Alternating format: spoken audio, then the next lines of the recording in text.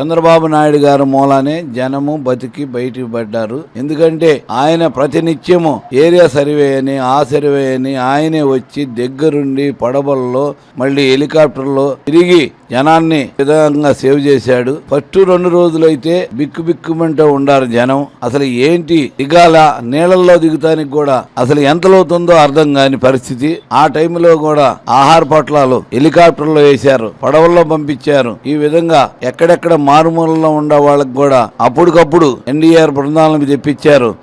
NDR బృందాల ద్వారా ప్రతి సందుకి వెళ్ళగలిగే పరిస్థితి ఏర్పడింది. దాని మూలానే ఈ రోజున ఈ సింగనగర్ ప్రాంతంలో జనం బతికుండారంటే కేవలం మన చంద్రబాబు నాయుడు గారి ముందు చూపు పరిజ్ఞానం వల్ల జనం బతికి బయటపడ్డారు. ఆయన చేసిన సహాయం అంతా ఇంత కాదు, ముందు ఇలాంటి ఎన్నొచ్చినా ఎదుర్కోగలరము అనే ధైర్యాన్ని ఇచ్చాడు ముందు జనానికి. అలాంటి సీఎం మనకి మన రాష్ట్రానికి ఎంతో అవసరం ఉంది.